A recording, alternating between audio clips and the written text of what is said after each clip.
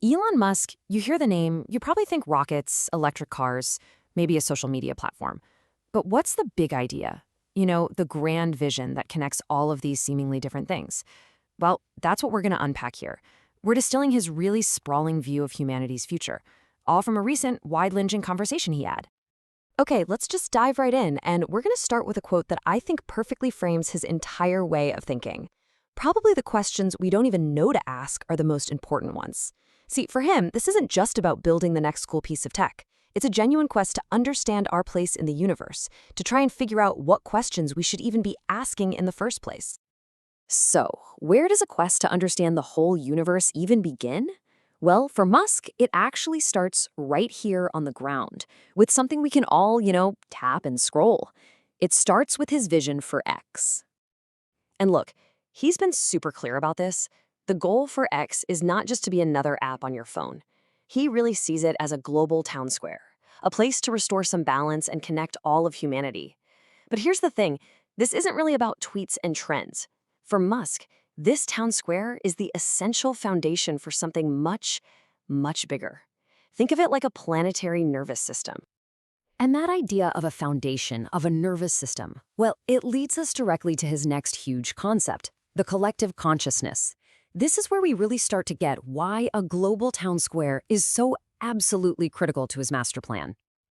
Okay, so what does he even mean by collective consciousness?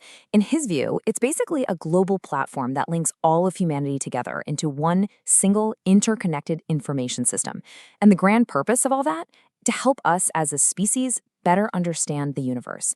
Now, you might be thinking, how powerful can that really be? Well, he explains it with this really beautiful, simple analogy. Think about it this way. A single cell, it can't build a spaceship. A single human, who is made of over 30 trillion cells, is an incredible thing, but still can't build a spaceship all alone. But a human collective? Yeah, we build spaceships. And that right there is the key for Musk. If we can improve the speed and the quality of the information flowing between all of us, the collective can achieve things that no single one of us ever could. But there's a new force on the horizon that he believes is about to radically accelerate humanity's collective capability. And he describes it in, well, almost apocalyptic terms. AI and robotics is a supersonic tsunami.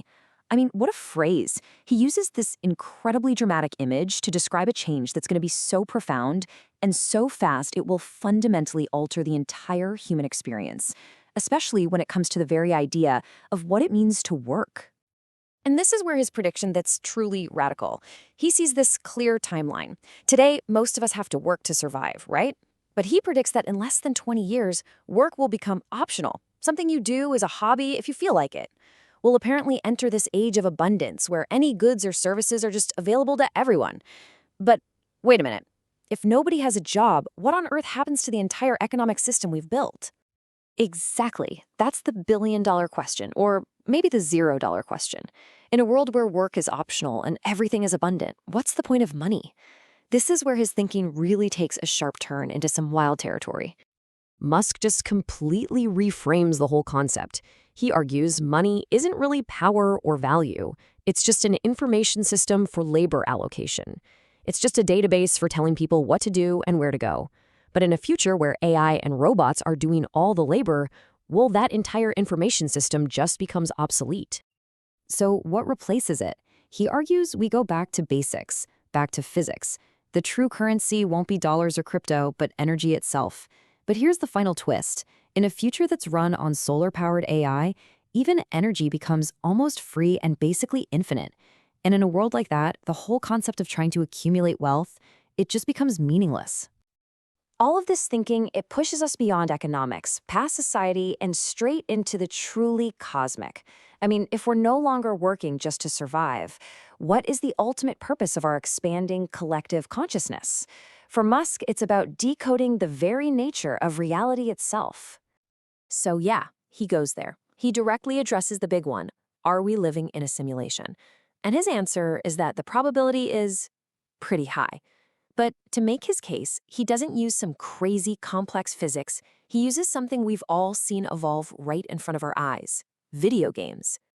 This is his 50-year argument. Just think about it. 50 years ago, we had Pong. It was literally two rectangles and a square. That was it. Today, we have photorealistic, real-time games with millions of players online at once. The trend line is just undeniable. So in the pretty near future, games will be completely indistinguishable from reality. His logic then is simple. If civilization keeps going, there are going to be billions of these hyper-realistic simulations. So what are the odds that we just happen to be in the one single base reality? And this is the final and maybe most provocative takeaway. Musk suggests that our reality might just follow the same rule as the simulations we ourselves create. The most interesting outcome is the most likely outcome. Why? Because think about it. When we run simulations, we throw out the boring ones. We're always looking for the interesting results. And that suggests that our own universe, our own reality, may actually be optimized for being interesting, which leaves all of us to wonder, what does that truly mean for us?